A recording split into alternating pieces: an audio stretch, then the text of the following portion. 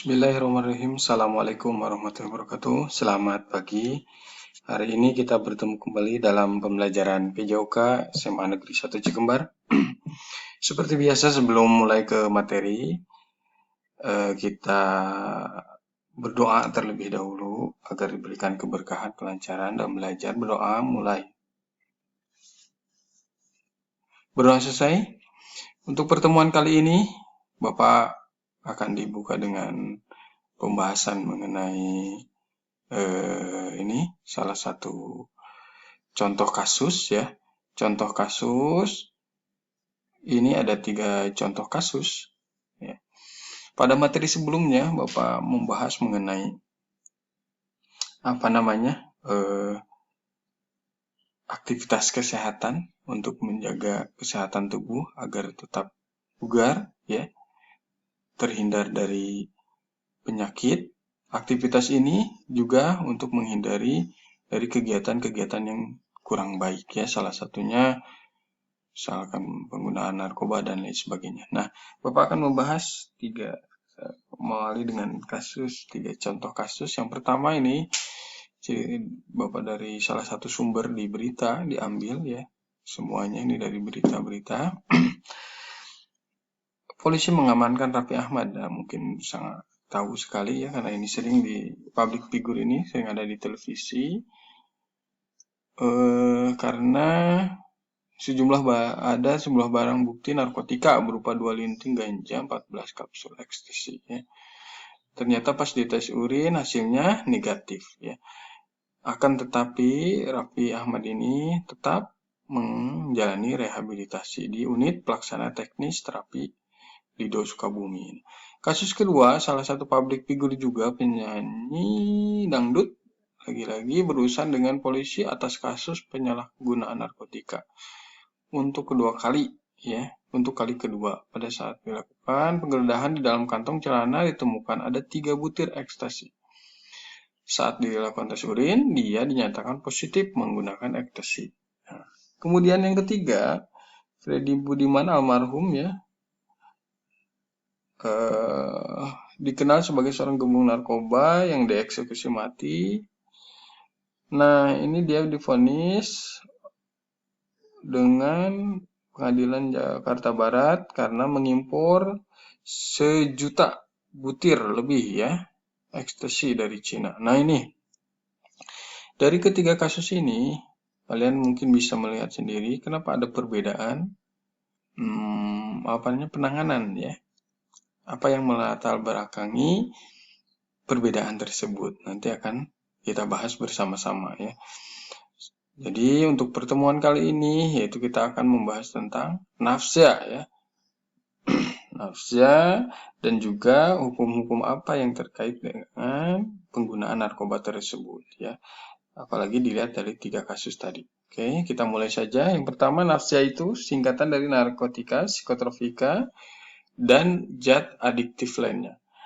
Nafsa ini merusak masa depan, ya, merusak masa depan kita, bangsa ini, jika dikonsumsi, ya, dihirup, dihisap, diminum, dan disuntikan.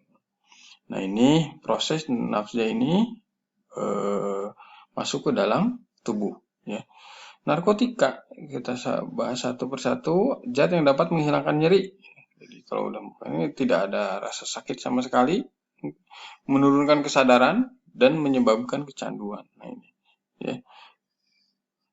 Kecanduannya ini nih, ketika udah memakai maka akan ketagihan terus menerus.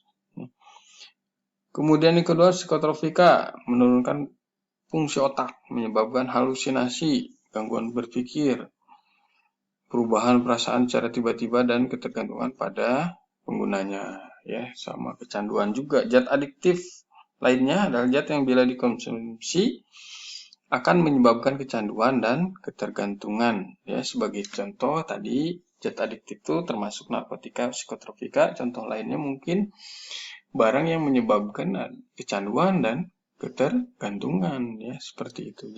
Zat adiktif lainnya itu nanti kita bahas contohnya. Oke, lanjut saja. Ini lewat tadi udah dibahas. Narkotika dan undang-undang bagi pemakai ya, ini bagi diri sendiri yang menggunakan. narkotika itu ada 3 golongan. Ya. Golongan pertama contohnya ganja, sabu, kokain, opium, heroin. Ini sangat-sangat berbahaya sekali ya, dan tidak dianjurkan sama sekali ini ya, karena sangat berbahaya. Kemudian golongan kedua morfin, contohnya vetidin. Ya, ini digunakan untuk dalam kedokteran untuk kesehatan. Tapi kalau disalahgunakan ini akan menyebabkan hukumannya ini 2 tahun ya, 2 tahun penjara. Kalau tadi golongan 1 hukumannya ini dalam undang-undang narkotika pasal 127 ayat 3 ini disebutkan 4 tahun penjara yang memakai golongan 1. Mungkin ada, kalau di persidangan ada tambahannya juga hukumannya, tergantung dari pemakaiannya ya, atau penggunaannya, itu tergantung. Kalau secara umum hukumannya ini golongan 1 sesuai undang-undang yang tercantum di Undang-Undang Narkotika, hukumannya 4 tahun untuk golongan 1, golongan 2 tahun ya, contohnya morfin, vertidin dan lain sebagainya. Kemudian golongan 3 ini kodein, proviram, ini juga untuk digunakan di kedokteran ya, hukumannya 1 tahun jika menggunakan. Oke, kemudian pasal 127 ayat 3 juga menyebutkan jika penyalahguna narkoba terbukti hanya menjadi korban, maka individu terkait wajib menjalani rehabilitasi medis dan rehabilitasi sosial sesuai isi dari undang-undang. Jadi boleh kalian pelajari tentang undang-undang narkotika ya, agar lebih paham lagi. Jadi ada yang direhabilitasi saja ya, seperti kasus tadi yang pertama mungkin ya, di contoh kasus tadi. Jadi kenapa dia hanya direhabilitasi, hanya terlibat dengan tidak menggunakan, tapi dia ikut ya dalam misalkan ada pesta narkoba dan naudzubillah ya, kita harus menjauhi hal-hal yang berkaitan dengan nafsu ini. Oke, lanjut saja. Psikotropika dan zat adiktif lainnya digolongkan dari yang paling tinggi pengaruhnya sampai yang paling rendah. Ya, ini sebenarnya dipakai untuk dalam medis ya, Golongan pertama ekstasi,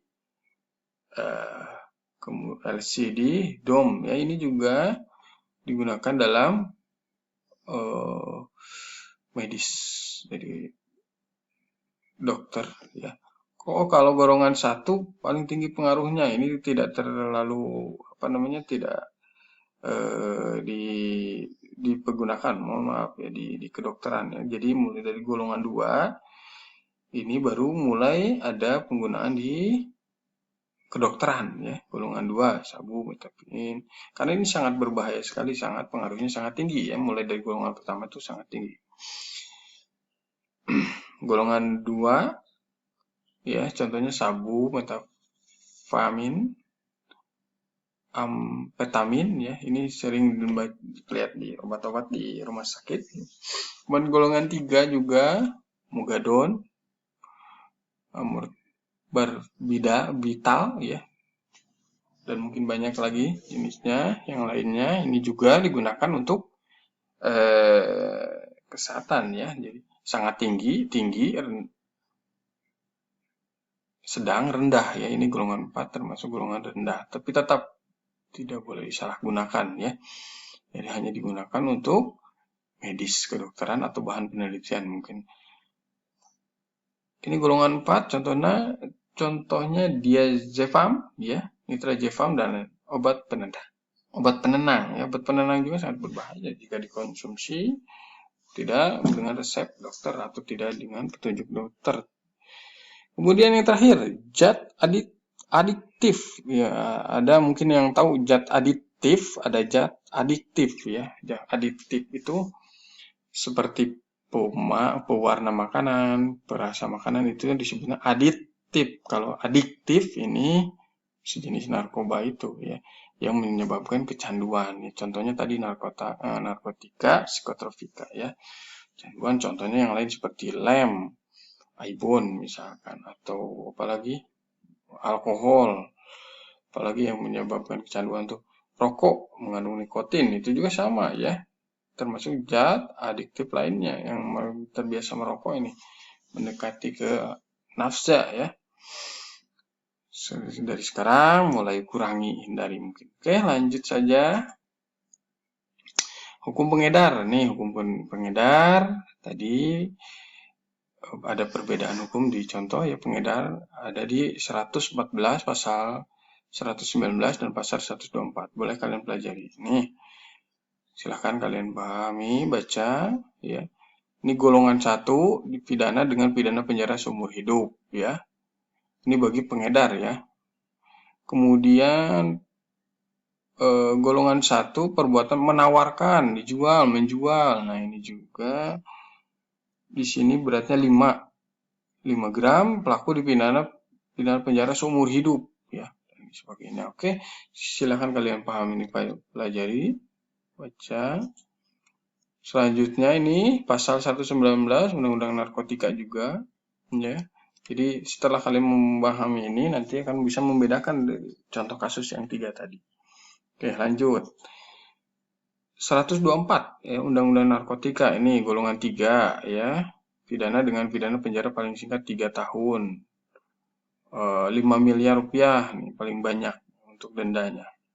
Besar sekali ya. Naudzubillah, kita harus menghindari narkoba, nafsa ini, narkotika ini ya. Oke, lanjut saja. Nah, setelah kalian mempelajari tadi berkaitan dengan nafsa, tip remaja, karena remaja ini sangat rentan sekali ya terkena narkoba akibat pergaulan, maka harus siap-siap dengan tip-tip yang diberikan ini dari sumbernya Badan Narkotika Nasional. Pertama, selektif memilih teman, ya, bergaulah dengan teman-teman yang memiliki perilaku yang positif. Udah kelihatan arah negatif nih, hati-hati. Oke, jangan pernah mencoba narkoba, bentengi diri dengan agama, selalu beribadah karena diharamkan dalam agama ya. Nikmati kebersamaan keluarga, di rumah nih, sering di rumah, nikmati dengan keluarga ya. Ingat, masa depan kalian itu ditentukan sekarang ya. Jika mau kena narkoba maka akan berakibat fatal untuk masa depan kalian. Oke, lanjut ini tip selanjutnya. Sama ini dari BNN, menghindari narkoba, pererat diri dengan keimanan dan ketakwaan. Yang muslim sering beribadah, mengaji dan sebagainya, sholat, berdoa sama Allah. Yang non-muslim silahkan berdoa menurut agama dan kepercayaannya masing-masing ya. Kemudian membiasakan diri berpola hidup sehat, berolahraga, makan yang teratur dan lain sebagainya. Menolak rujukan menyalahgunakan narkoba ya. Hindari tindakan yang tidak bermanfaat, mencuri dan lain sebagainya, tawuran misalkan, alhamdulillah ya. Mengisi waktu luang dengan kegiatan yang lebih bermanfaat, beberes di rumah, apa ya, atau membantu orang tua dan lain sebagainya. Oke, terima kasih. Alhamdulillah untuk pembahasan pertemuan kali ini selesai. Kalian tetap menjaga kesehatan di rumah, tetap menjaga diri dari narkoba, hindari nafsa, tetap jaga kesehatan, tetap sayangi keluarga, sayangi diri kalian. Masa depan kalian ditentukan oleh kalian sendiri ya. Jadi sesuai dengan tips-tips tadi, tidak lupa juga yang paling utama selalu berdoa sama Allah Subhanahu wa taala agar dijauhkan dari nafsu ini dan tetap dijaga kesehatan ya. Oke, terima kasih. Semoga kita selalu dalam lindungan Allah Subhanahu wa taala ya. Terima kasih. Assalamualaikum warahmatullahi wabarakatuh.